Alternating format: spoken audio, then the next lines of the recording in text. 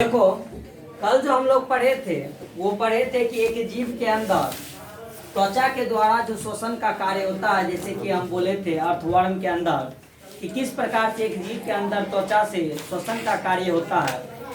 उसके बाद हम ये बात भी किए थे कि अगर हम बात करेंगे किसका, तो एम्फीबियंस का, वेचर का, जिसके अंदर शोषण तंत्र जो होते हैं वो पूर्ण रूप से विकसित होते हैं। और शोषण तंत्र के लिए उसके अंदर क्या क्या, तो त्वचा, ट्रेकिया और उसका फेफड़ा, तीनों चीज रहता है। और हम जानते थे कि वो स्थल और पानी दोनों में रहने के कारण उसके पास ऐसा कंडीशन होता है। लेकिन आज उससे थोड़ा और जब विकसित जीव के बारे में हम बात करेंगे तो वो इसके अंदर श्वास नली के बारे में है, जिसे हम किसके नाम से, ट्रेकिया के नाम से जानते हैं। किसके नाम से, ट्रेकिया के नाम से जानते हैं।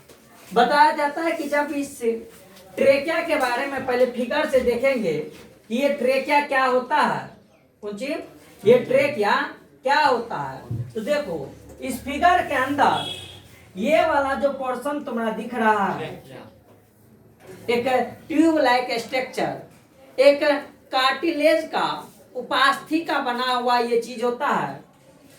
एक नली टाइप का स्ट्रक्चर होता है जो कहते हैं कि हमारे मुख गुहा के पीछे श्वास नली बनाने का जो कार्य करता है, ये वही श्वास नली होते हैं। इस श्वास नली में उपास्थि का वलय होता है। वलय का मतलब होता है एक रिंग लाइक स्ट्रक्चर। जब हम इस कंठ को ऐसे करके दाबते हैं ना, तो देखना वहाँ पे रिंग लाइक स्ट्रक्चर अलग अलग जगह पे तुमको दिखाई पड़ेगा। देखेंगे ठीक, हाँ महसूस ही करना है, देखना ना है, देखने के लिए फिर कुछ करना पड़ेगा, इलाज उसका होगा। तो कहने का मतलब ये एक ट्यूब इस टाइप का स्ट्रक्चर होता है और इस टाइप के स्ट्रक्चर में ये आधे रिंग, किस टाइप का, आधे रिंग, यानी आगे साइड से ये तो रिंग है, लेकिन इसके पीछे वाला साइड में जाके देखेंगे ना तो रिंग नहीं होगा। जिस प्रकार से बांस को फाड़ देने के बाद पीछे वाला भाग के अंदर रिंग रहता है, वो खाली हो जाता है ना, और ऊपर से कवर रहता ना, नली टाइप का रहता है ना, वो यही सी टाइप का आकार का होता है। किस टाइप का आकार का होता है, सी टाइप के आकार का होता है। वो उपास्थि का बना होता है, कार्टिलेज का बना होता है। ये हड्डी के नहीं, कार्टिलेज का बना होता है। रहना भी, बना भी रहना चाहिए। अगर ये नहीं रहता ना तो बताया जाता था कि जो हमारा ये श्वास नली जो था वो कोलैप्स कर जाता, आपस में चिपक जाता, और इसके रहने के कारण हम सांस जो उसके द्वारा लेते हैं या छोड़ते हैं या कोई भी कार्य करते हैं तो उसके अंदर चिपक नहीं पाता, वो आपस में एक दूसरे में नली का पाइप जो है ना वो सट नहीं पाता। इसलिए वलय जो होता है वहाँ पे बहुत ज्यादा भयानक काम करने के लिए होते हैं। और यही वाला पोर्शन को किसके नाम से जानते हैं, हम ट्रेकिया के नाम से जानते हैं, श्वास नली के नाम से जानते हैं, जो किसका बना होता है, वलय का बना होता है। और ये रिंग जो होता है, वलय जो होता है, वो पूर्ण रूप से कंप्लीट नहीं रहता, हाफ रिंग होता है।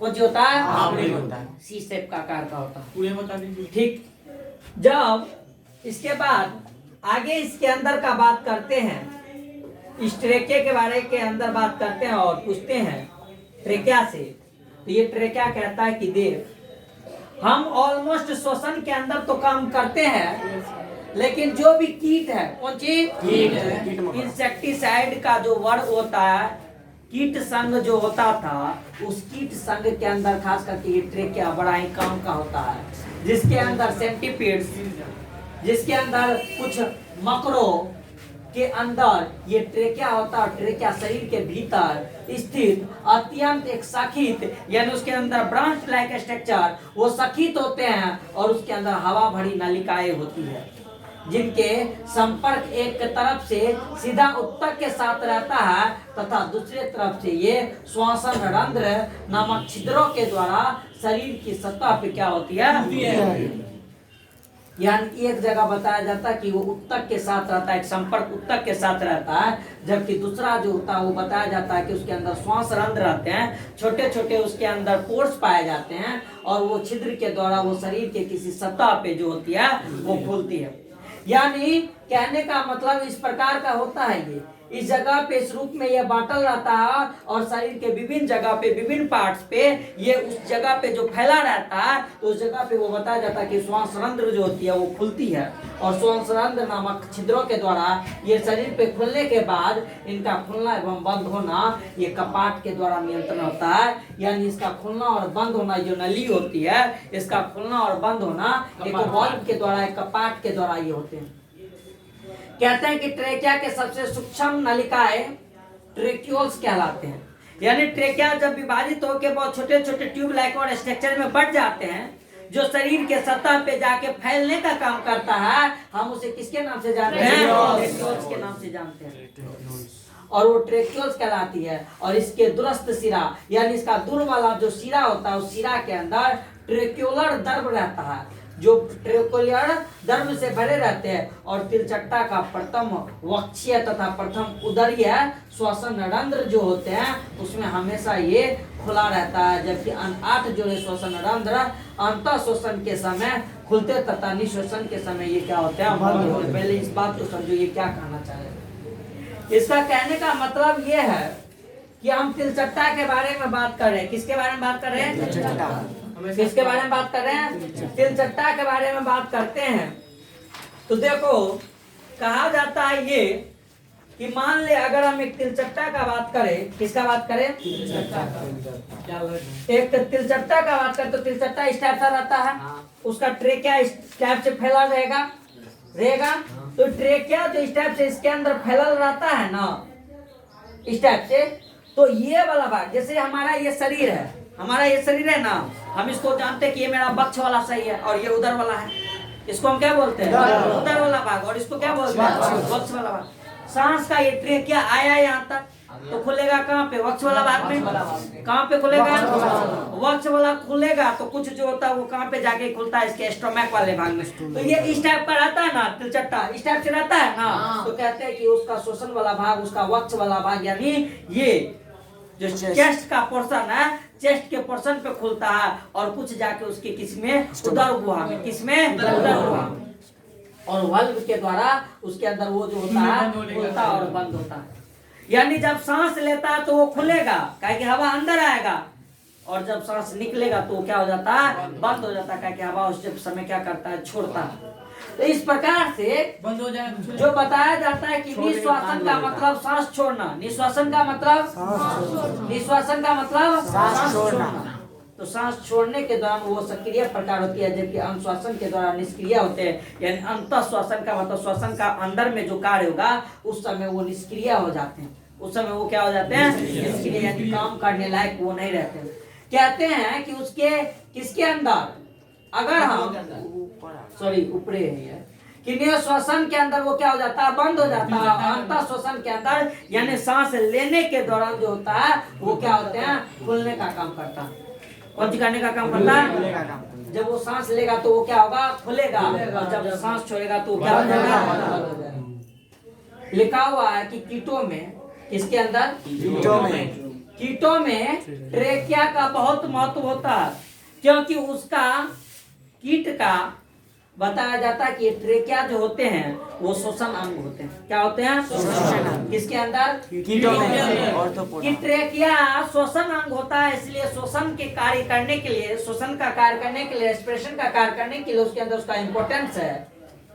कीट के अंदर रक्त में ऑक्सीजन को बांधने की क्षमता वाले हेमोग्लोबिन या उसके कोई रंजक उसके अंदर पाया नहीं जाता। हम बात जानते हैं कि तिलचट्टा क्या रक्त जो होता है वो कैसा होता है? व्हाइट होता है, उजला होता है, चिपचिपा टाइप का होता है। हम ये बात जानते हैं कि तिलचट्टा के अंदर हीमोग्लोबिन नहीं होता, और हम ये बात भी जानते हैं कि वही हीमोग्लोबिन वाले के अंदर ऑक्सीजन को बांधने के लिए आयरन पाया जाता है। क्या पाया जाता है? आयरन। अरे एपी वाला पिगमेंट पाया जाता है ना, एपी फेरस पाया जाता है ना, एपी पाया जाता है ना, जो ऑक्सीजन को वहाँ पे बांधने का काम करता है। जब उस तिलचट्टा के अंदर हीमोग्लोबिन नहीं है तो तू ही बात बता कि तिलचट्टा के अंदर उस ऑक्सीजन को बांधेगा कौन? कोई बांध पाएगा? नहीं। तो उसके अंदर वो नहीं पाया जाता, और यही कारण है कि कीटों के अंदर गैसियों का आदान प्रदान में रक्त का कोई भूमिका नहीं है। रक्त होता है, तिलचट्टा के अंदर रक्त होता है, कीट पतंग के अंदर रक्त होता है, लेकिन उस रक्त के अंदर क्या नहीं होता है? और जब हीमोग्लोबिन नहीं होता तो उसके अंदर आयरन नहीं होता। जब आयरन नहीं होता तो ऑक्सीजन का बांधने का क्षमता नहीं है।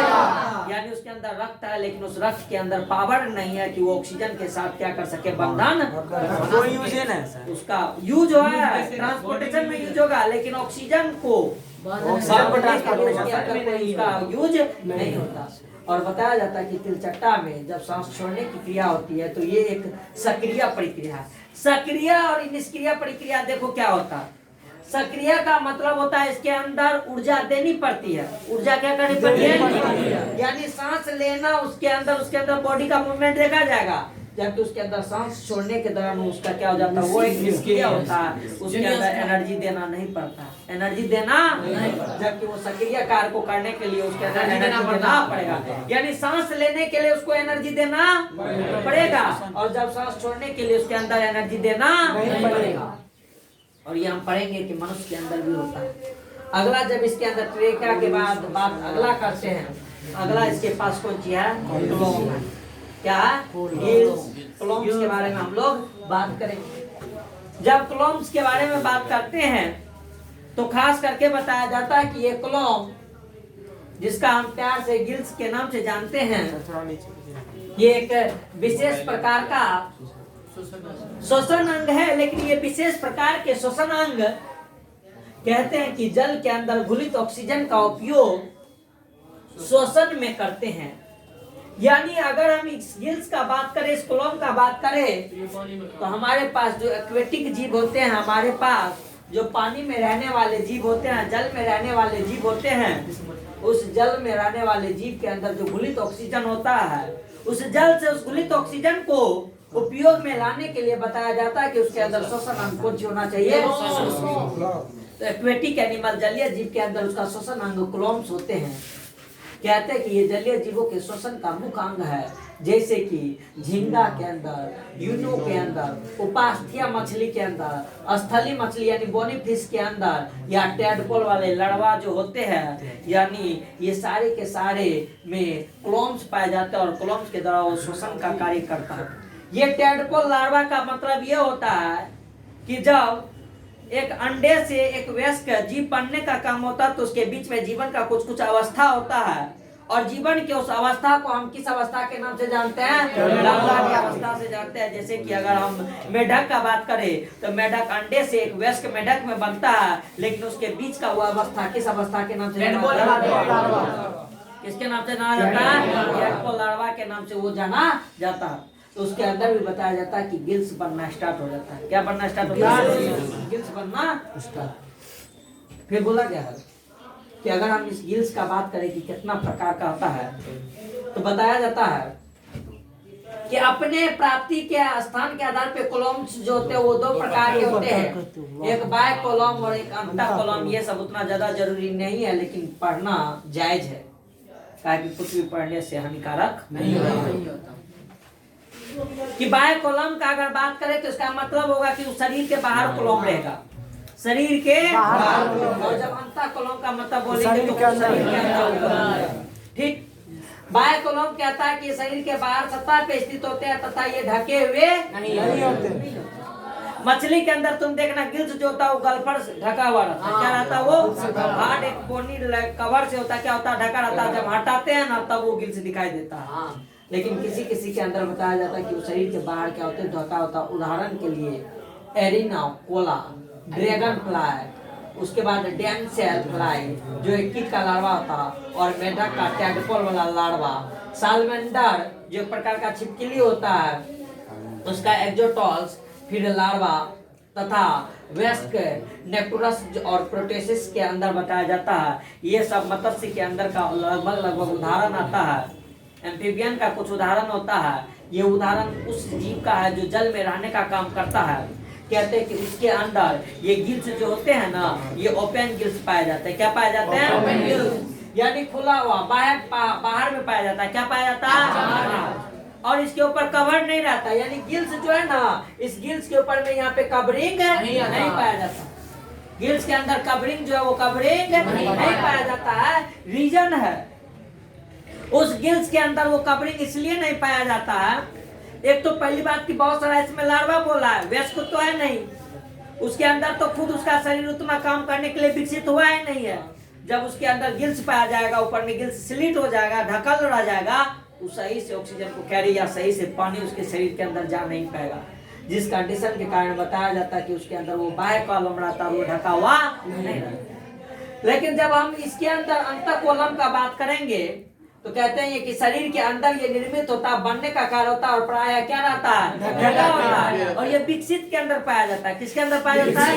विकसित के अंदर पाया जाता है। और इन्हें बाहर से नहीं देखा जा सकता, जैसे मछली के अंदर, झींगा के अंदर और यूनियों के अंदर ये भी प्रकार की जीव है, इसके अंदर देखी जाती है। नहीं आगे सॉरी मतलब वो अंतर कॉलम के अंदर वो जो बाहर से कवरिंग के कारण अंदर वाला वो कॉलम जो वो दिखाई नहीं देता। अब बताया जाता है कि अपने आसक्त के आधार पे कॉलम जो होते हैं वो 3 प्रकार के कॉलम्स पाए जाते हैं। क्या प्रकार के? 3 प्रकार के कॉलम। पहला जो है वो है पाद कॉलम, जिसको हम पोडो ब्रांच के नाम से जानते हैं। और कहा जाता है कि यदि गिल्स में किसी उपांग द्वारा प्रत्यक्ष रूप से जुड़ा हो, यानी ये जो कॉलम है वो शरीर के किसी भी भाग के द्वारा, किसी भी जोड़ के द्वारा, उपांग मतलब जोड़, उसके द्वारा अगर जोड़ा जाए ना तो हम उसको क्या बोलते हैं? पोडो ब्रांच के नाम से जानते हैं। जबकि अगर इसके आगे का बात हम करें, जिसे हम युग्मित कॉलम के नाम से जानते हैं, तो युग्मित कॉलम के अंदर ये बात बोला गया है क्या कि यदि कॉलम युग्मित मतलब होता एक दूसरे के साथ बंधा हुआ, युग्मित का मतलब एक दूसरे के साथ बंधा हुआ झिल्ली, यानी अगर इसे ऑर्थोडियल मेम्ब्रेन के द्वारा बताया जाता है कि एक झिल्ली के द्वारा ये कवरिंग रहता है या जुड़ा रहता है, तो उसे हम युग्मित कॉलम के नाम से जानते हैं। जबकि एक पार्श्व कॉलम होता है और ये कॉलम बताया जाता है कि प्रत्यक्ष रूप से शरीर के पार्श्व सतह पे यानी बाहर वाला सतह से जुड़ा रहता है, तो हम इसे किसके नाम से? पार्श्व कॉलम के नाम से जानते हैं। ये सब चीज हमारे लिए उतना ज्यादा इम्पोर्टेंट भी नहीं है। फिर बताया जाता है कि आपने कॉलम तंतु के स्थान के आधार पे कॉलम को का बात करेंगे, तो ये भी हमारे उतना जरूरत के हिसाब से नहीं है, इसलिए इसको कुछ करने दो, रहने दो यहाँ पे। हालांकि जब हम एक प्रारूपिक कॉलम के बारे में बात करते हैं, ये कॉलम वो है जो कि सामान्यतः एक मछली के अंदर देखी जाती है। कि विकसित कॉलम के बारे में बात करते हैं तो कहते हैं कि प्रत्येक मछली के अंदर जो ये कॉलम होते हैं वो 2 समूह में उपस्थित रहता है और प्रत्येक समूह सिर के पार्श्व वाले भाग में और नेत्र गोलक के पीछे अवस्थित होता है। यानी मछली का जो यहाँ पे नेत्र होता है ना, उसके पीछे साइड में, और दूसरी बात बोला गया कि सिर के पार्श्व यानी सिर जहाँ पे होता है, सिर के मुंडी के पीछे वाले भाग में, उसके साइड वाले भाग में बताया जाता है कि ये कॉलम्स जो होते हैं वो मौजूद रहते हैं। और प्रत्येक समूह में कई कॉलम श्रृंखलाबद्ध तरीके से विन्यास्त रहते हैं और प्रत्येक कॉलम एक चौड़ी थैलीनुमा संरचना में स्थित होता है, जिसे हम कॉलम कोष्ठ कहते हैं। यानी ये अंदर में जो मौजूद है ना, हम इसको कॉलम कोष्ठ बोलते हैं। इसको क्या बोलते हैं? क्या बोलते हैं? एक झिल्ली लायक आवरण, कौन चीज? एक झिल्ली लायक आवरण इसके अंदर जो होता है, इस प्रकार से अंदर में इसका जो सजावट होता है ना, वो इस प्रकार से झिल्ली लायक स्ट्रक्चर में होता है। पानी इसके अंदर एंट्री किया, पानी इसके अंदर क्या क्या? पानी इसके अंदर क्या क्या? तो पानी परत दर परत से पानी इसके गल्फर के अंदर अवशोषित हुआ और इसके झिल्ली के द्वारा, इसके किसके द्वारा? झिल्ली के द्वारा बताया जाता है कि उस पानी के अंदर को छकैया करते करते उसके अंदर जो ऑक्सीजन का मॉलिक्यूल्स होता है ना, उसको एब्जॉर्ब करके वो शरीर के अंदर वाले भाग में जाता है और पानी जो उस पूरे गिल्स में भरा रहता है उसको अपने माउथ के द्वारा वो निकाल देता है। गिल्स का जो लेयर रहता है उस जगह पे, इस टाइप का जो गिल्स का उसके अंदर लेयर होता है, ये हर एक परत से परत दर परत देखना, अगर गल्फर को हटाएगा ना, मछली के गल्फर को देखना हटा के, उसमें बहुत सारा परत दिखाई देगा, अंदर में बहुत सारा क्या दिखाई देगा। और बताया जाता है कि हर परत के अंदर से पानी जो है वो एंटर करता है और पानी को धीरे धीरे धीरे धीरे उसके पानी के मॉलिक्यूल्स के अंदर से ऑक्सीजन को वो गर्म कर लेता है और पानी जो होता है उसको अपने उस माउथ के द्वारा वो क्या कर देता है, इसके द्वारा मुख्य द्वार के द्वारा उसको बाहर निकालने का काम करता है। तो कहते हैं कि उस कॉलम कोष्ठ के अंदर ये जो कि एक थैलीनुमा रचना बनाती है, उसके अंदर बहुत सारे कॉलम्स पाए जाते हैं और कॉलम कोष्ठ एक तरफ आहार नाल के ग्रासनी से यानी फेरिक से जुड़ा रहता है, दूसरी ओर शरीर के बाहर वो खुलती है यानी मुख द्वार से। यानी हवा जो होगा इस मछली के अंदर, ये तो छकैया करेगा, क्या करेगा? गिल्स का काम क्या रहेगा? तो हवा जो रहेगा उसका काम किधर? ग्रासनी से होते हुए शरीर के अंदर में न जाएगा।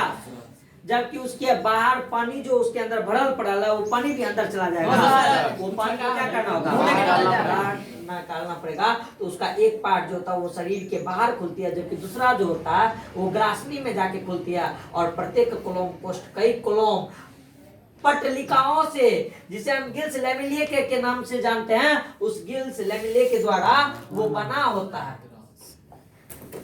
फिर बताया जाता है कि देखो किस प्रकार से उसके अंदर वो कार्य होता है। एक मछली के अंदर सबसे पहले वो मछली जो होते हैं उस जल की धारा में जिसमें घुलित ऑक्सीजन होती है, उस जल की धारा जिसमें घुलित ऑक्सीजन होता है मुख द्वारा आहार नाल के ग्रासनी में प्रवेश कराती है। उसके बाद भोजन अलग होकर वो ग्रासनी में प्रविष्ट हो जाते हैं, परंतु जल कोलोम कष्ट से होते हुए बाहर निकल जाती है। और इस प्रकार मछली एक दिशा में जल को बहाव करता है के कारण कोलोम लगातार जल के संपर्क में रहता है। साथ ही साथ कोलोम की कुछ कोशिकाओं रक्त में बहाव और पानी के बहाव के विपरीत दिशा में होता है। और इस व्यवस्था के कारण जल जो होते हैं वो जल के अंदर जो ऑक्सीजन घुला होता है वो गिल्स की रक्त वाहिनियों में स्थित रक्त के अंदर विस्तृत हो जाता है तथा रक्त का CO2 जल में चला जाता है और गैसों का शोषण, गैसों का आदान प्रदान द्वितीय गिल पट्टिकाओं में होता है। इसका कहने का मतलब ये हुआ जो उसका गिल्स कोष्ठ होता है, कौन सी होता है, मछली के गिल्स कोष्ठ के द्वारा वो एक आहार नाल की ओर, आहार नाल तो उसका जो भोजन को ग्रहण करेगा वो वाला जो मुख से होता है, और एगो जो होता है बाहर मुख के द्वारा वो खुलती है। तो उसके जल को, उसके जो क्लोम्स होते हैं वो उस जल को लिया, अंदर में ले लिया। जल को लेने के बाद बताया जाता है कि उसके अंदर उसकी पलिकाओं के द्वारा उसके अंदर से ऑक्सीजन को ग्रहण कर लिया जाता है और ऑक्सीजन को ग्रहण करके उसको डायरेक्ट किसमें भेज दिया जाता है, रक्त में। किसमें भेज दिया जाता है, रक्त में। मछली अपने शरीर के अंदर जो रक्त होता है उस रक्त के अंदर यूज करता है, और जो पानी होता है या जो कार्बन डाइऑक्साइड उसके अंदर घुल जाएगा उसको फिर बताया जाता है कि वो रक्त वाहिनियों के द्वारा मिलके उसमें आता है, फिर उसको मुंह के द्वारा पानी के अंदर छोड़ दी जाती है। तो यानी कहने का मतलब उसके गिल्स के अंदर दो रास्ता होता है। गिल्स के अंदर क्या रास्ता, एगो जो रास्ता होता है वो उसके अंदर किसके द्वारा, शरीर के अंदर वाला भाग से जुड़ा रहता है, और एक जो रास्ता होता है वो उसके शरीर के मुख से जुड़ा रहता है। और गिल्स के द्वारा वो पानी को अब्जॉर्ब करने के बाद वाटर को फिर बाहर मुंह के थ्रू कर देगा या छनैया करके बाहर निकालेगा, और ऑक्सीजन जो होगा उसको डायरेक्ट रक्त के अंदर भेज के बताया जाता है कि जब रक्त के अंदर भेजेगा तो शरीर उस ऑक्सीजन का क्या करेगा, यूज करेगा। इस तरह से एक मछली के अंदर जो होता है वो उस प्रकार से शोषण गिल्स के द्वारा होता है। मुंह के द्वारा कार्बन डाइऑक्साइड, हाँ, मुंह और माउथ के द्वारा उसको निकालने का काम करता है, कार्बन डाइऑक्साइड को भी निकालने का काम करता है। ठीक, अब आगे जो लिखा हुआ है वो है फेफड़ा के बारे में। किसके बारे में, और जब इस फेफड़ा के बारे में हम बात करते हैं तो कहते हैं कि फेफड़ा के अंदर ये उच्च कोटि के जो संघ होते हैं जिसे हम केसेरुकी वर्टिब्रल फाइलम के नाम से, उपसंघ के नाम से जानते हैं, जो उच्च वर्गीय होते हैं। इस उच्च वर्गीय जंतु जैसे कि कुछ एम्फीबियन, रेप्टाइल्स, एबिस, मैमेलियन, इस वर्ग के अंदर शोषण के लिए मुख्य अंग जो होते हैं वो फुफ्फुसीय श्वसन होता है, यानी फेफड़ा के अंदर छोटे छोटे से फुफ्फुस पाए जाते हैं, हम उसका बात करेंगे। उसके अंदर वो फुफ्फुसीय श्वसन के लिए वो उपयुक्त होते हैं। और इन सभी जंतुओं के जेब प्रकर्मों को क्या दर बहुत अत्यधिक होता है, अतः इससे अत्यधिक ऑक्सीजन हेतु अधिक श्वसन सतह बनता है जिसकी आवश्यकता इसके अंदर होती है, और वो सांस लेने का कार्य करता है। यानी हम फेफड़ा के बारे में बहुत बेहतर ढंग से पढ़ेंगे, लेकिन अभी